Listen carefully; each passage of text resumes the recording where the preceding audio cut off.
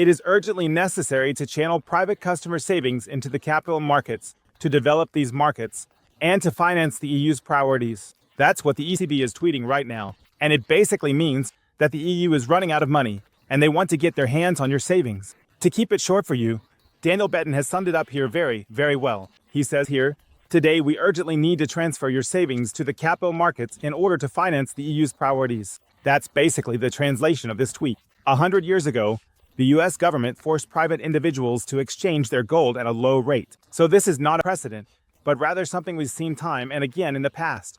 At some point, the mountain of debt became so huge, the Ponzi scheme so massive, that no one wanted to participate anymore. That's why people had to be forced to somehow keep pampering the Ponzi scheme. I mean, Christine Lagarde now wants to make the euro the world's reserve currency. That's absolute hubris. She just made a post about it 2 days ago. Now there's an absolute urgency to push the digital euro forward, which is nothing more than a tool for control and steering. And now they're coming up with things like a savings union and stuff like that as well. Now they're coming up with stories about redirecting capital funds to make something appealing to people here, even though it's not actually in their best interest. Earlier, I saw a survey in English. What do you think about the digital euro? So not in Germany, but in other EU countries. Of course, everyone said, scam, crap, we don't want it, and so on. Also, the tweets?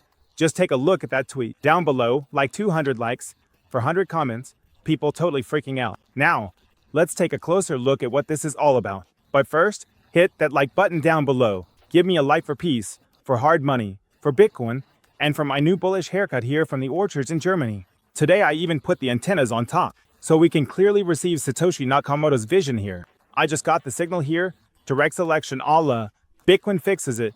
Bitcoin fixes exactly this problem. That we have overreaching governments, that we have a collapsing monetary system. And in a collapsing monetary system, you always have to come up with more and more absurd ways to push people into the Ponzi scheme, to keep people inside the Ponzi scheme, because the product itself just isn't good enough. So you have to invent some mechanisms, like CBDCs, or some kind of redistribution schemes, but of course you don't call them that. You give them different names, just to keep people trapped in this controlling system. More and more people want to leave the EU, emigrate, do this or that. But then there's exit taxation, then there's the digital euro, then there's digital ID, and everything else that's still to come. But let's take it step by step. There was this post from the ECB, crossing 2 hurdles with 1 leap, boosting returns in capital markets via an EU savings product. So that actually sounds pretty good, an EU savings product and all that, just like the savings union in the EU. That always sounds pretty good too. But what always hides behind it are socialist redistribution mechanisms. And honestly, it's not just an ECB phenomenon. This was published directly by the ECB, for example. For instance, MERS has also said before, yes, we need to mobilize people's assets, whatever that's supposed to mean. And it's always about finding new ways to squeeze even more out of the citizens. I also found a pretty good summary here, the headline. I just read it to you. How EU savings products could boost returns, or translate it into German, or how to disguise a harmless title as a creeping expropriation through tax marketing, capital steering, and risk shifting. That's just always the thing. For example, with all those bond buying programs, in the future, they won't be called QE or anything like that anymore. They'll come up with some other names for it. Or for example, things like military service or conscription. They'll just call it freedom service instead. And that's how they use nudging here, that's how they use framing, that's how they use massive propaganda here, just like it was done in other, let's say, socialist regimes. And the more things move toward war, the more things move toward collapse. The more extreme the propaganda became, the more extreme the nudging, the framing, and so on. For example, it says here that an EU savings standard could increase the participation of private customers, which would benefit savers, promote investments, and support strategic priorities. I mean, if you really wanted to do something good for savers, you could just shut down the ECB. You could say, okay, hey, let's go with a Bitcoin standard, a gold standard, or whatever. But why do you have to print money here? Why do you have to define a 2% inflation target here? Or if you like, you don't even have to shut down the central bank, but at least allow free currency competition. As long as there is no free currency competition here, and we have forced money, you can't really say that you want to do anything good for savers. That's just a smokescreen. On the one hand, they take away half of what savers have, then, who knows, tax the rest, and use all sorts of other control and steering mechanisms. Ideally, strip you completely bare, and then they say, yeah, okay, hey, come on, now that we've already stripped you completely bare, now we've taken everything from you again, Now we've taken everything away from you. Now, if it were up to me, you get a sock with holes in it, and maybe, I don't know, a pair of underwear or something, some underpants or whatever. You can put those on, and then people cheer. Wow, awesome? The state is giving me socks with holes in them. Awesome? The state is giving me some, underwear that isn't even washed, and of course there are holes in them too. And then people cheer. So awesome? There are free things here. You get socks for free with holes, underwear for free with holes, and so on. But what people don't realize is that before this, the state already ripped people off. And not just the state, but also the central banks. Sometimes it's not even the state that's behind it, which is really, really evil. I'd say the central banks are an even more fundamental problem here, because the politicians are just puppets who act within the system anyway. And of course, there are bad incentives here, which are set by the central banks and by fiat money, the bad money. That means saving isn't worth it. People end up over-consuming. You consume when there's inflation, if you don't want your money to be eaten up by inflation. And a good example here is this sentence, using tax incentives to shift even a small portion of savings into the selected funds. So, the goal here is to direct capital, to control capital, which means there isn't a free capital market. That's always the thing. They talk about a free capital market. No, it's not a free capital market, because incentives are being set here. Here, it's basically not the market that's regulating things freely. How do you say it? The market isn't regulating, it's the ECB that's regulating here. So they lure you in with tax advantages to force you into EU-compliant products. What happens if you say no?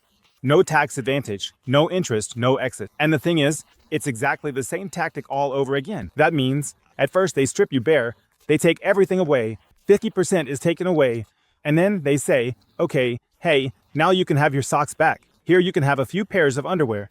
Here we're giving you a little bit back. But you don't get the socks unconditionally. They're bad anyway, full of holes and everything. You don't get them unconditionally. You only get them if you do A, B, C, and D. That means, for example, if you're climate friendly, if you, support certain things, or if you buy our products, if you buy US government bonds, then you don't get any tax benefits, then you don't get any tax advantages. If you buy Bitcoin, you also don't get any tax benefits. In fact, you might even have to pay extra taxes on top of it. That's probably what we'd like to do most of all. But if you buy our cool, awesome Euro bonds, or our cool, awesome Euro products, hey, then you get tax benefits, then you even get a few, socks thrown in, with holes in them, and then people shout, awesome, awesome, awesome, socks with holes, I want even more socks with holes. But people forget that they actually had everything. They had everything. They had a suit, they had a t-shirt, they had a house, they had a castle, they had it all. Of course, all of this is a bit exaggerated. You always have to put it into perspective a little, obviously. They had everything. Then suddenly they were left with nothing. The ground was pulled out from under their feet. And then it's like, hey, awesome. Now we have these cool products, and we're so great thanks to the ECB. We're such benefactors. And the whole thing always works on a voluntary basis, of course. That means people say, okay, it works voluntarily. But in reality, it's not always that voluntary, because if you invest in other products, you don't get these tax advantages. And that's basically how you can tell people it's voluntary. But actually, it's a big system of coercion. Really seeing through that is very, very important. And that's where Bitcoin comes in. Because with Bitcoin, we don't have this kind of central control. That means, with Bitcoin, there isn't even a committee that comes up with things like this. So how crazy is that? You have 5 central bankers sitting together. Christine Lagarde and her brothers, who, by the way, is a convicted criminal. They're all sitting together in Brussels in their bunker, or something. Or who knows where they actually meet. No, in Frankfurt. Exactly. So they all sit together somewhere, and then they come up with all sorts of ideas. Like, okay, hey, how can we control the money now? How can we steer it? How can we manipulate the interest rates? How can we launch new government bond programs here? Maybe to buy back government bonds. How can we basically force people to buy our products without actually calling it forcing and make it look like it's voluntary? That's what they do all day long. And it's just central control, which has never worked. We can look back at all of human history. Of course, there are always some people who say, yeah, you just have to do it right and blah, blah, blah. Then some professors come along again and say, well, fiat money would work reasonably well. It's actually kind of cool in terms of design and so on. But that's bullshit, because sooner or later there are always people who start overstepping boundaries, like we're seeing now at the ECB. And then the whole thing just collapses sooner or later. I'm not saying the euro will collapse tomorrow, but sooner or later it's going to happen. You don't have to be Nostradamus to see that. Or lately, I've become a fan of Romer. All his predictions are coming true right now. By the way, I'm going to do an interview soon with an Euromare expert. It's going to be really exciting. What he says about the monetary system and how everything that's coming our way was basically already mapped out. And now comes the real bombshell. So brace yourselves. Now attention, attention. And this is simply the biggest lie you could possibly tell here. And it's such a brazen lie right to your face. It's such a blatant lie to your face. It's honestly crazy. And people just don't get it. People are busy stuffing their faces with bratwurst or whatever else they're doing. They're basically letting themselves get robbed of their bratwursts or whatever else they have. And they're doing it willingly. So now look at this. Just look at this right here. It says here, investors should continue to enjoy flexibility. So at first, that sounds pretty awesome. That's what I mean by positive framing. So, investors are supposed to have complete flexibility here. They're supposed to enjoy the whole thing. Because it's great to have so much flexibility. But of course, it's just a fake kind of flexibility. Because you're basically being pushed into these products since they have tax advantages. That's exactly what I explained to you. First, they strip people naked, and then they throw them some underwear afterwards. And that's exactly the point. And then they talk about voluntariness. But real voluntariness would be if they hadn't stripped people naked in the first place. If they just let people keep their suits on or their t-shirts. I'm naked now too, but at least I'm doing it voluntarily. Or if they hadn't taken people's money away from them in the first place. And then, here it comes, watch out, as they will ultimately be the ones who should take the risk. Or it just tosses something away, a word away. So definitely in German. Because here they're giving savers the flexibility, the freedom of choice. Since in the end it's the saver who bears the risk and not the ECB. And that's why you have to let them have that freedom. That means, in the first sentence here, there's the big lie about flexibility, about voluntariness, and in the second sentence, they then put it into perspective and say, hey, but you have to be liable for this. But you bear the risk for it. That means, we're doing something here, we're steering something here, but if we mess up, if things go wrong in the end, if the Eurobonds turn out not to be so great after all, if what is being hyped here, like the digital euro, and so on, doesn't turn out as awesome as promoted. If it doesn't turn out to be that great, then you're liable, you take on the risk. And if there's a total failure here and the Eurobonds crash or something, then there's no lender of last resort here. You're already somewhere way at the end of the insolvency chain, maybe right at the very back. And other big institutions, they come before you. Although, of course, that doesn't quite apply to government bonds. Government bonds. Well, I don't know. Euro government bonds are still currently rated fairly well. Actually even better than US government bonds. So you really have to mention that as well. That doesn't mean it's going to default tomorrow or anything. But that's just the kind of rhetoric that's often used here. Talking about flexibility when there's actually no flexibility at all. And in the end, you're still the one liable for it. And don't get me wrong here.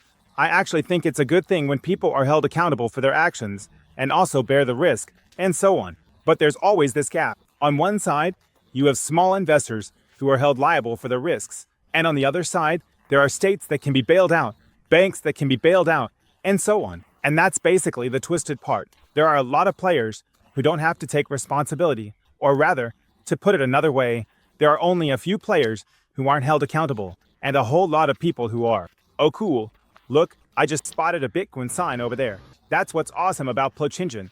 We've done so many blabworks here that no matter where you go, you see Bitcoin stickers everywhere, especially out in the fields and orchards and all that, because we've walked past here so many times with groups and everything, and with all the blabworks we've done, there are Bitcoin stickers stuck up all over the place. But you want to take away the risks from the savers and so on. And those are just the kinds of contrasts that happen here sometimes. It's really, really crazy.